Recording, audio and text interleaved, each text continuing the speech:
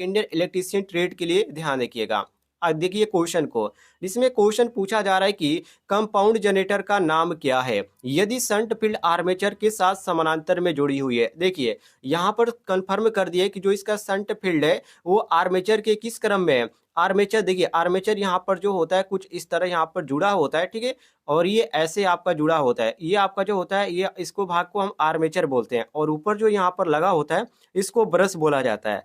तो ये किस भाग यहाँ पर किस क्रम में जुड़ा हुआ है, तो समांतर क्रम में जुड़ा है। तो समांतर क्रम में यदि कंपाउंड जनरेटर यहाँ पर कह रहा है कि शंट फील्ड उसका यदि आर्मेचर के समांतर में जुड़ा हुआ है तो लघु शंट यौगिक होगा। ऑप्शन नंबर डी हमारा क्वेश्चन के अनुसार बिल्कुल करेक्ट आंसर हो जाएगा।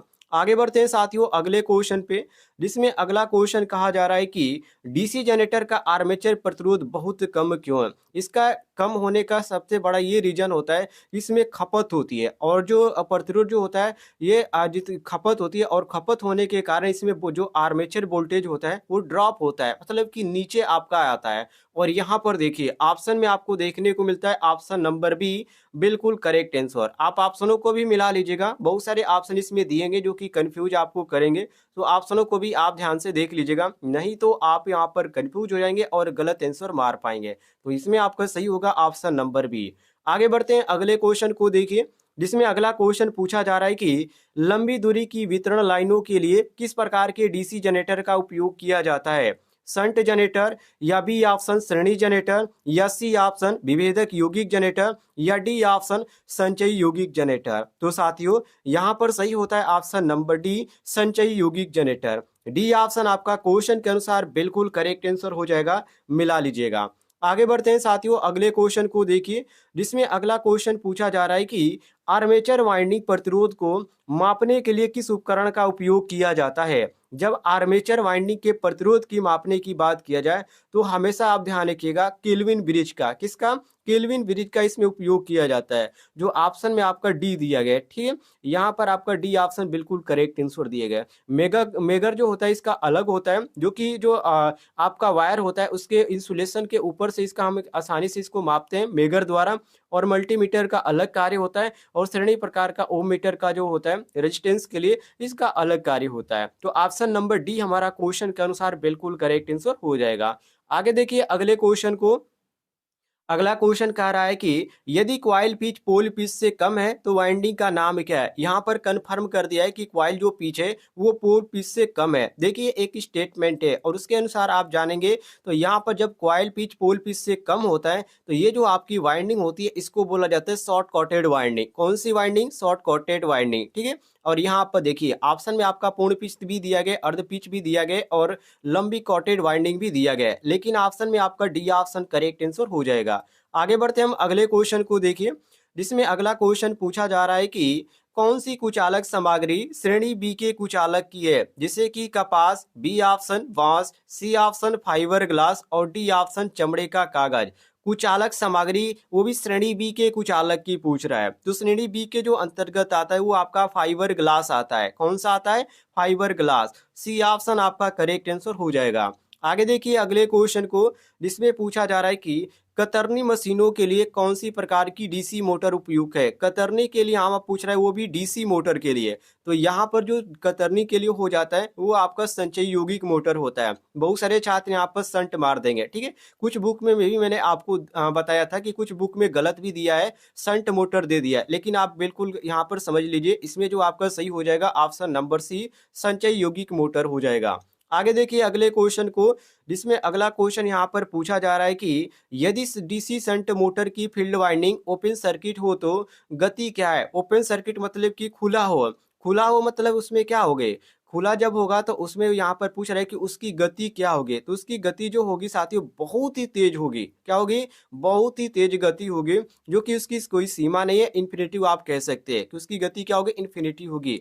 तो यहाँ पर आपका जो सही हो जाएगा ऑप्शन नंबर डी, बहुत तेज गति से चलती है। ऑप्शन नंबर डी हमारा बिल्कुल करेक्ट आंसर हो जाएगा। आगे देखिए अगले क्वेश्चन को, जिसमें अगला क्वेश्चन साथियों यहाँ पर कहा जा रहा है कि ये भी आपका वेरी वेरी इंपॉर्टेंट है, जिसमें कहा जा रहा है कि थ्री कला स्क्वायरल केज प्रेरण मोटर की स्लिप गति अर्थात जो स्लिप होता है उसको NSLIP, यहाँ पर देखिए कैपिटल में आपका रहेगा एन और यहाँ पर स्लिप आपका जो होगा ये आपका स्मॉल में लिखा होगा। ये इसका जो होता है या कभी कभी आपने देखा होगा एन और एस भी लिख दिया जाता है, तो वो भी आपका जो होता है वो स्लिप गति ही पढ़ा जाता है।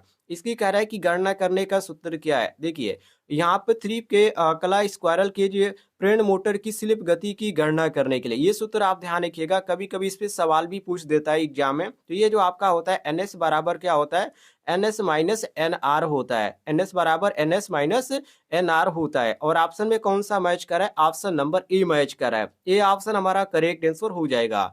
आगे बढ़ते हैं, अगले क्वेश्चन को देखिए जिसमें अगला क्वेश्चन कहा जा रहा है कि पिच कारक की गणना करने का सूत्र क्या है। पिच कारक की गणना करने का सूत्र वेरी वेरी इंपॉर्टेंट है साथियों। तो इसका जो होता है साथियों वाइंडिंग पिच अपान पोल पिच होता है। पिच फैक्टर बराबर क्या होता है, वाइंडिंग पिच अपान पोल पिच होता है। इस पे कई बार सवाल भी पूछे जाते हैं, ध्यान रखिएगा। ऑप्शन नंबर बी हमारा क्वेश्चन के अनुसार बिल्कुल करेक्ट आंसर हो जाएगा। आगे देखिए अगले क्वेश्चन को, जिसमें अगला क्वेश्चन पूछा जा रहा है कि स्टार्टर वाइंडिंग शार्ट और ओपन फॉल्ट का परीक्षण करने के लिए किस उपकरण का उपयोग किया जाता है। ये आपका वेरी वेरी इंपॉर्टेंट है। और ये जो आपका होता है एक्सटर्नल ग्राउलर यहाँ पर जो बोला जाता है, या इसको आंतरिक ग्राउलर के नाम से भी जाना जाता है। देखिए इसको आप देखेंगे तो कभी कभी ऑप्शन में केवल ग्राउलर लिख देता है, तो बिल्कुल आपको कंफ्यूज होने की जरूरत नहीं है। जब भी यहाँ पर स्टार्टर वाइंडिंग और शार्ट और ओपन फॉल्ट परीक्षण की बात किया जाए तो उस समय हम जो मारते हैं ग्राउलर मारते हैं, चाहे वो आंतरिक ग्राउलर लिखा हो या आपका केवल ग्राउलर लिखा हो।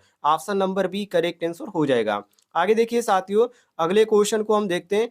अगला क्वेश्चन आपके सामने जिसमें पूछा जा रहा है कि रिवाइंडिंग प्रतिक्रिया का क्या कार्य है। यहाँ पर देखिए ये आपकी रिवाइंडिंग का मतलब क्या होता है। मान लीजिए आप कोई भी वाइंडिंग पहले से किए हुए हैं और क्या करें उसको निकाल कर आप उस पर दोबारा वाइंडिंग करें तो आपका रिवाइंडिंग हो जाता है। क्या होता है, रिवाइंडिंग उसको प्रक्रिया बोली जाती है।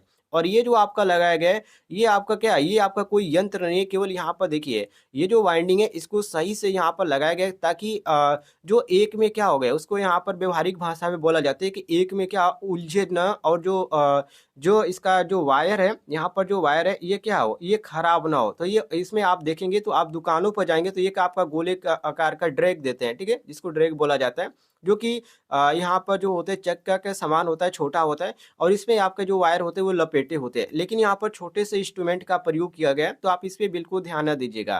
तो ये जो क्या होती है हाथों से लपेटने की एक प्रक्रिया होती है। क्या होती है, हाथों से लपेटने की एक प्रक्रिया होती है जिसको बोला जाता है हैंड वाइंडिंग। हैंड वाइंडिंग इसको बोला जाता है साथियों। ऑप्शन नंबर ए आपका बिल्कुल करेक्ट आंसर हो जाएगा। आगे देखिए अगले क्वेश्चन को, जिसमें अगला क्वेश्चन पूछा जा रहा है कि कॉइल पोल और कला की संख्या वाले एसी मोटर वाइंडिंग किस प्रकार के अलग अलग स्लॉट में व्यवस्थित होते हैं। वेरी वेरी इंपॉर्टेंट है। ए ऑप्शन टोकरी वाइंडिंग, बी ऑप्शन संकेंद्रित वाइंडिंग, सी ऑप्शन वितरित वाइंडिंग और डी ऑप्शन है एकाग्र वाइंडिंग। तो ये जो आपका है सही हो जाता है। ऑप्शन नंबर जो सही होता है साथियों सी ऑप्शन वितरित वाइंडिंग, जिसको इंग्लिश में डिस्ट्रीब्यूटेड वाइंडिंग के नाम से जाना जाता है। सी ऑप्शन करेक्ट आंसर हो जाएगा। आगे बढ़ते हैं अगले क्वेश्चन को देखिए, जिसमें पूछा जा रहा है कि स्प्लिट चरण मोटर का कार्य सिद्धांत क्या है। ए ऑप्शन लेंज का नियम, बी ऑप्शन जूल का नियम, सी ऑप्शन फैराडे के विद्युत अपघट्ट का नियम और डी ऑप्शन दिया गया फैराडे के विद्युत चुंबकीय प्रेरण का नियम। तो साथियों यहाँ पर सही हो जाता है आपका क्वेश्चन के अनुसार ऑप्शन नंबर कौन सा मैच करें, तो यहाँ पर आपका सी सही हो जाता है, फैराडे के विद्युत अपघटन का नियम। ठीक है, ध्यान रखिएगा। आगे देखते हैं अगले क्वेश्चन को देखिए, जिसमें अगला क्वेश्चन यहाँ पर पूछा जा रहा है कि ये भी आपका वेरी वेरी इंपॉर्टेंट क्वेश्चन है, जिसमें साथियों पूछा जा रहा है कि किस एकल कला की मोटर की टेप फील्ड स्पीड कंट्रोल विधि कार्यरत है। ये भी आपका वेरी वेरी इंपॉर्टेंट है। और इसमें जो आपका आ जाता है सैडेड पोल मोटर आ जाता है। कौन सा मोटर, सैडेड पोल मोटर अर्थात आच्छादित pole motor. Option number B हमारा करेक्ट आंसर हो जाएगा, मिला लीजिएगा। आगे देखिए अगले क्वेश्चन को, जिसमें अगला क्वेश्चन साथियों पूछा जा रहा है कि आच्छादित पोल मोटर का अनुप्रयोग क्या है। ए ऑप्शन हेयर ड्रायर में, बी ऑप्शन पंखा में, सी ऑप्शन गीला ग्राइंडर में और डी ऑप्शन मशीनिंग मशीन में। देखिए ये भी आपका वेरी वेरी इंपॉर्टेंट है। जो वॉशिंग मशीन यहाँ पर दिया गया, बहुत सारे छात्र इसको करेक्ट आंसर मार देंगे, लेकिन समझने वाली बात है, आच्छादित पोल मोटर मतलब यहाँ पर शेडेड पोल मोटर की बात कर रहा है। तो शेडेड पोल जो मोटर होता है साथियों, ये छोटे-छोटे जो इंस्ट्रूमेंट होते हैं, यहाँ पर ज़्यादातर आप खिलौने भी कह सकते हैं, तो उसमें भी इसका प्रयोग होता है। तो यहाँ पर आपका जो सही हो जाता है option number A, hair dryer में। ये ऑप्शन करेक्ट आंसर आपका हो जाएगा। आगे देखिए अगले क्वेश्चन को, जिसमें अगला क्वेश्चन पूछा जा रहा है कि सिंक्रोनस मोटर ऑपरेशन के लिए डीसी आपूर्ति क्यों आवश्यक है। आप सभी को मालूम है सिंक्रोनस मोटर ऑपरेशन में डीसी आपूर्ति तो प्रदान की जाती है, लेकिन यहाँ पर रीजन पूछ रहा है कि क्यों इसमें प्रदान की जाती है। तो प्रदान इसलिए की जाती है ताकि मोटर को आप सही गति पर चलाए रखें, मतलब कि जो सिंक्रोनस स्पीड होता है उस पर आप चलाए। तो कहने का मतलब ये कि यहाँ पर जो आपका सही ऑप्शन देंगे हानियों की कमी बिल्कुल गलत है। शुरू में मोटर की स्टार्ट करें बिल्कुल गलत है, और मोटर की ओवरलोडिंग के साथ ये भी गलत है। ऑप्शन नंबर डी सही हो जाता है, मोटर को तुल्यकालिक गति से चलाए अर्थात सिंक्रोनस स्पीड से चलाने के लिए। Option number D correct answer हो जाएगा।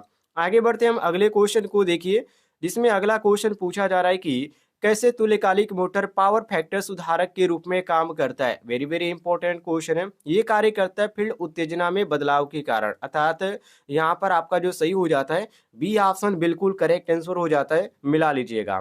आगे देखिए अगले क्वेश्चन को, ये भी क्वेश्चन आपका कई बार रिपीट हुआ है, और ये जो क्वेश्चन है कभी कभी घुमा कर दे देता है। जैसे कि यहाँ पर क्वेश्चन कह रहा है कि प्रतिकर्षण मोटर्स के रोटेशन की दिशा को कैसे उल्टा करना है। उल्टा करने की इसकी यहाँ पर पूछ रहा है कि प्रक्रिया इसकी क्या हो सकती है। इसकी प्रक्रिया होती है कि जो ब्रश के जो अक्ष है उसको हम क्या कर सकते हैं, अशांतरित कर सकते हैं। क्या कर सकते हैं, अशांतरित कर सकते हैं। ऑप्शन नंबर जो सही हो जाता है ए हमारा बिल्कुल करेक्ट आंसर हो जाता है। आगे देखिए अगले क्वेश्चन को, जिसमें पूछा जा रहा है कि आच्छादित पोल मोटर का अनुप्रयोग क्या है।